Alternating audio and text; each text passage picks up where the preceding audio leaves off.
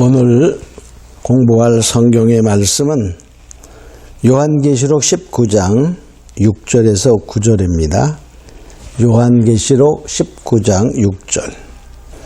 또 내가 들으니 허다한 무리의 음성도 같고 많은 물소리도 같고 큰 대성도 같아서 가로되 할렐루야 주 우리 하나님 곧 전능하시니가 통치하시도다.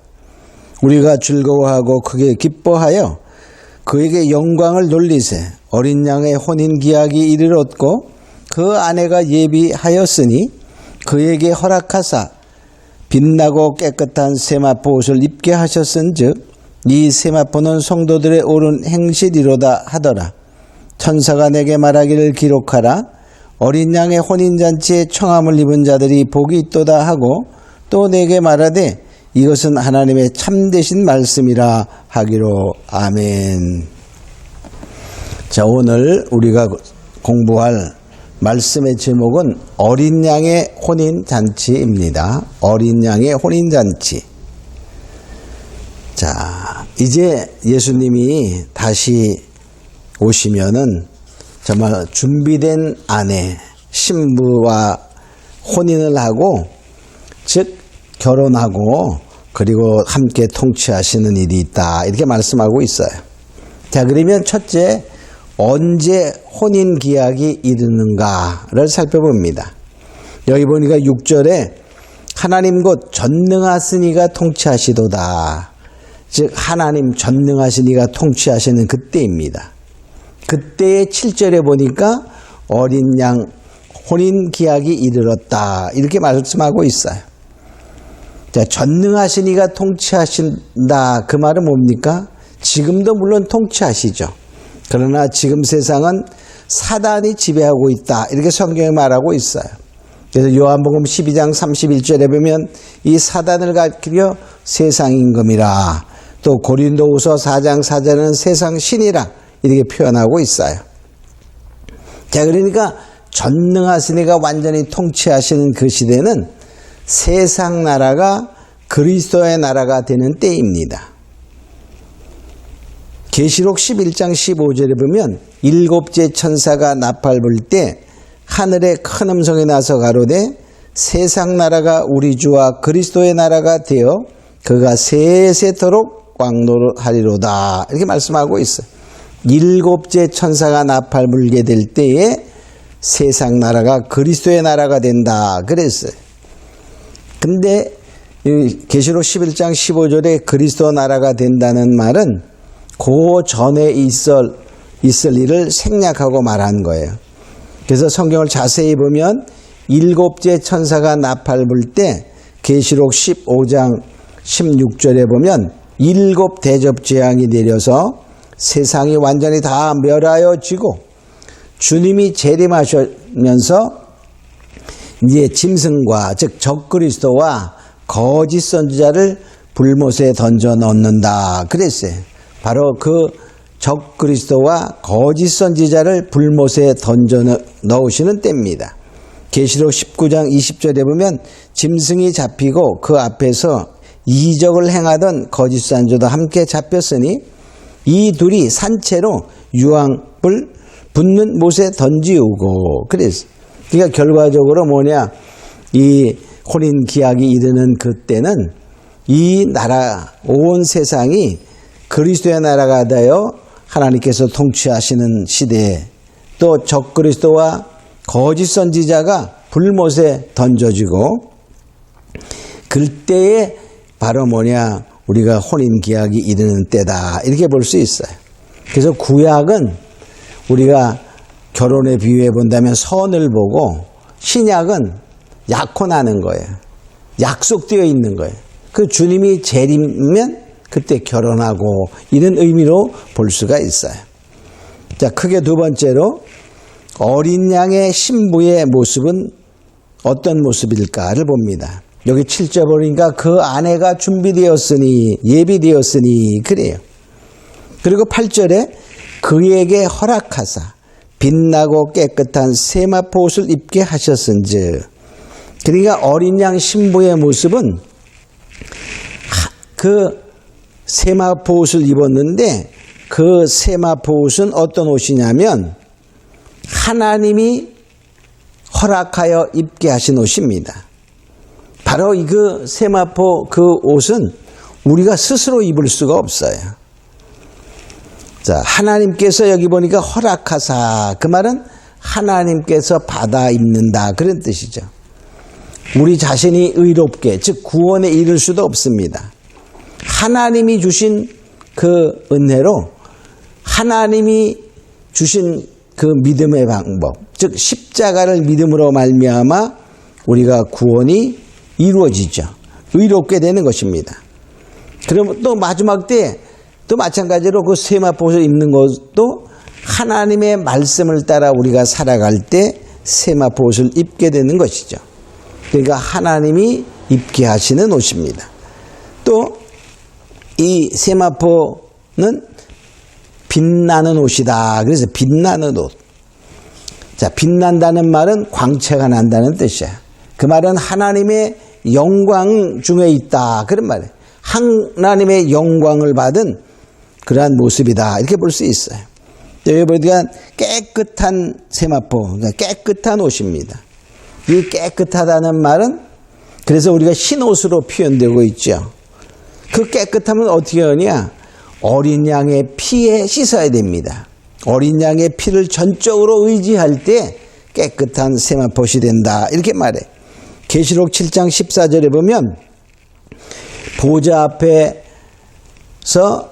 이제 종려가지 들고 하나님을 찬양하는 큰 무리들이 있는데 그들이 자, 흰 옷을 입었어요. 근데 그것을 이렇게 표현하고 있어요. 계시록 7장 14절에 보면 이는 큰 환난에서 나오는 자들인데 어린 양의 피에 그 옷을 씻어 희게 하였느니라. 그래, 어린 양의 피를 의지하는 신앙입니다.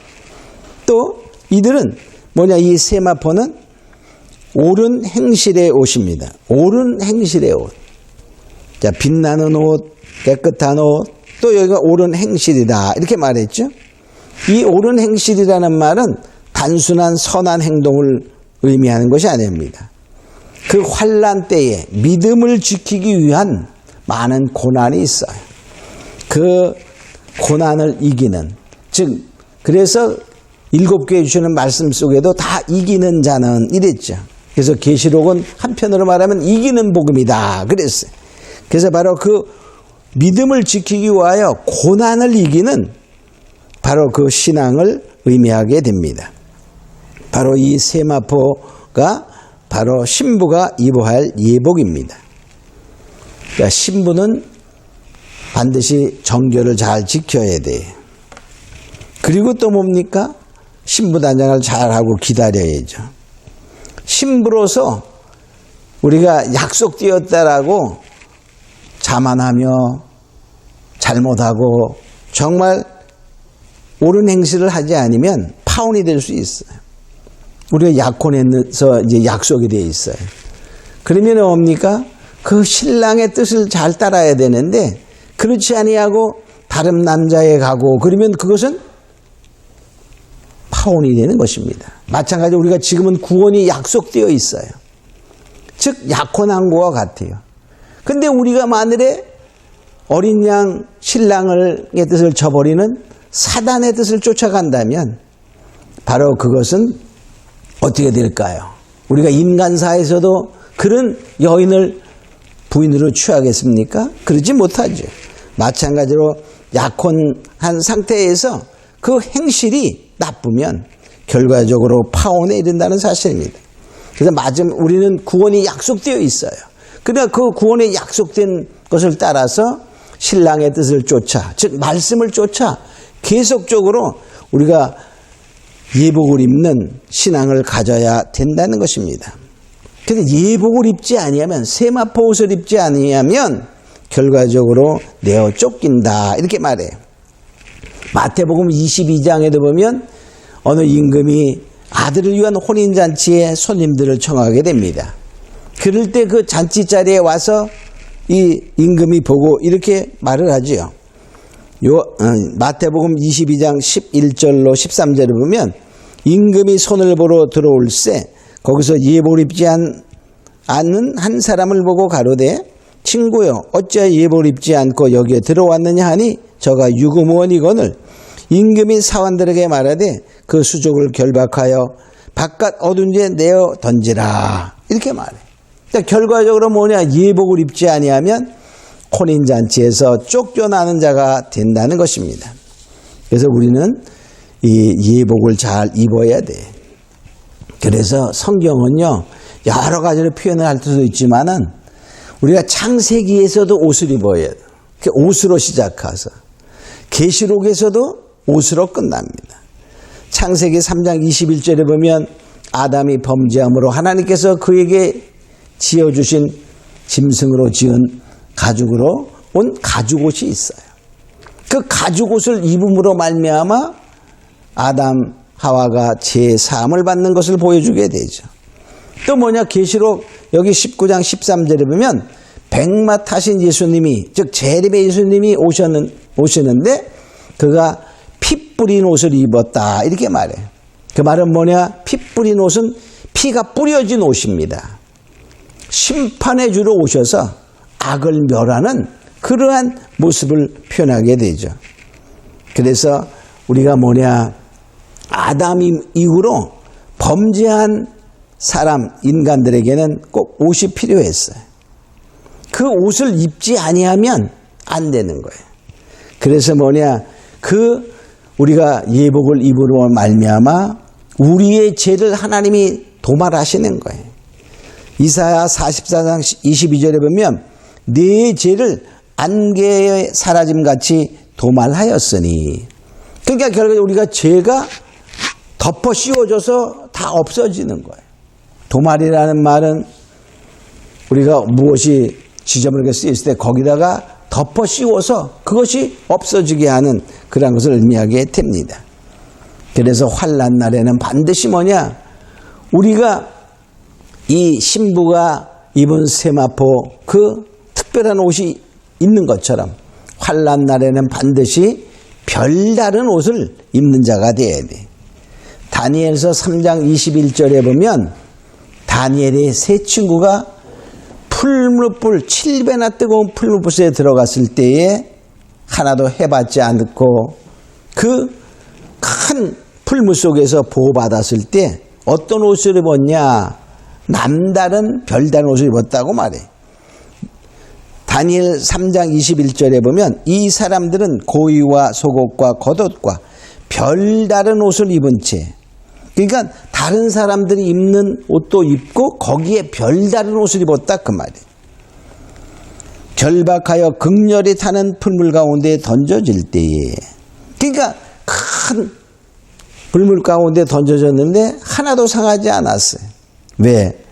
바로 하나님이 물론 보호하셨지만 이들이 했던 것은 별다른 옷을 입었다 이렇게 말하고 있습니다.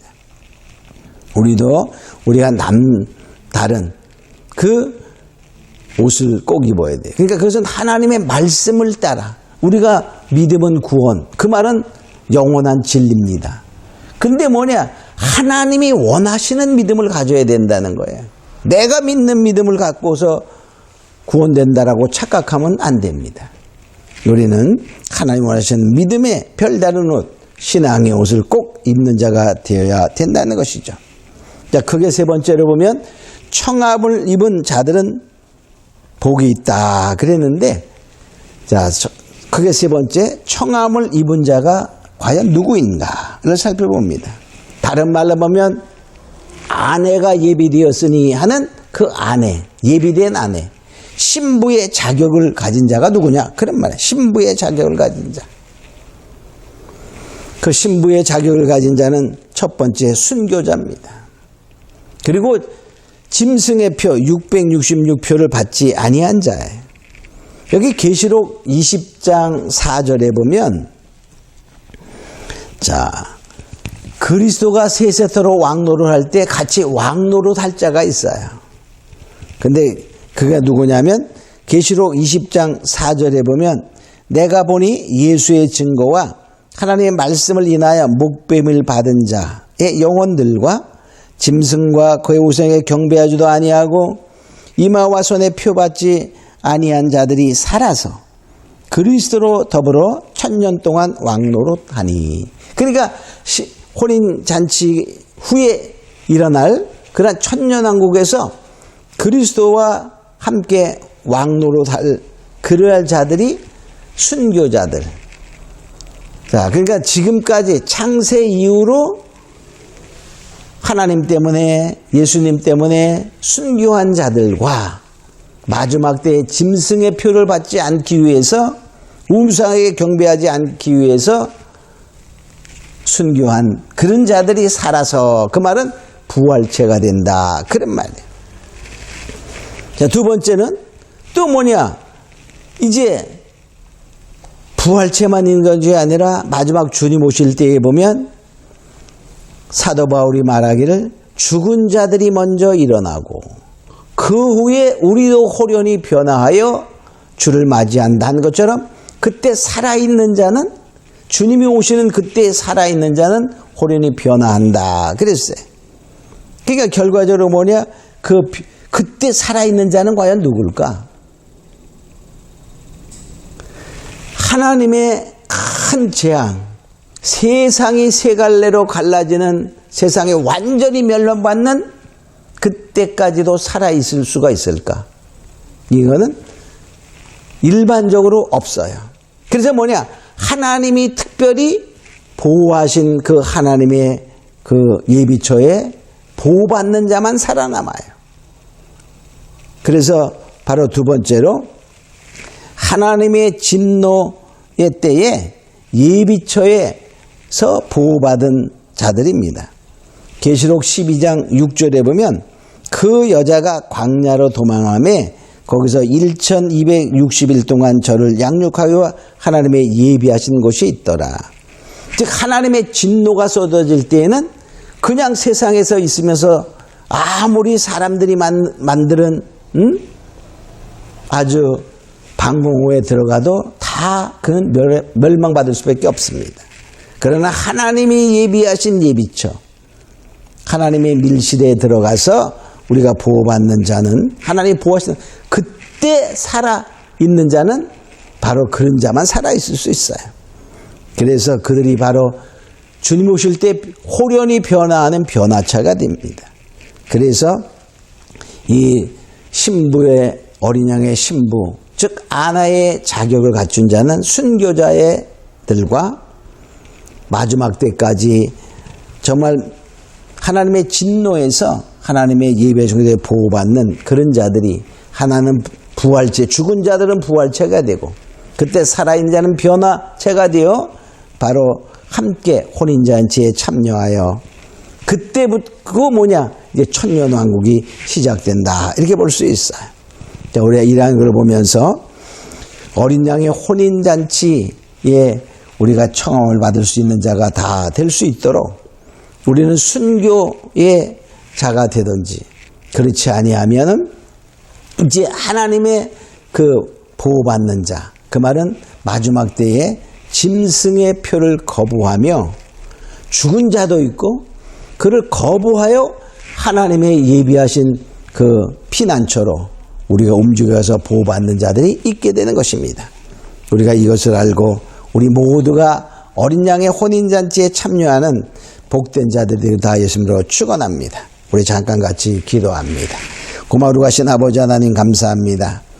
어린 양의 혼인잔치의 기약은 정말로 전능하신 하나님이 통치하는 그 세대, 세상 나라가 그리스도의 나라가 되는 그때이며, 우리가 이제 또한 그곳에 참여하는 자가 되기 위해 믿음을 지키며 정말로 세마포 옷을 입는 자가 다 되어 마지막 때에 혼인잔치에 참여하여 천년왕국에서 함께 누리는 그런 축복의 사람들이 되기를 원하는 사랑하는 권속들을 다 하나님 기억하시고 보호하시고 축복하시고 역사하여 주시옵소서.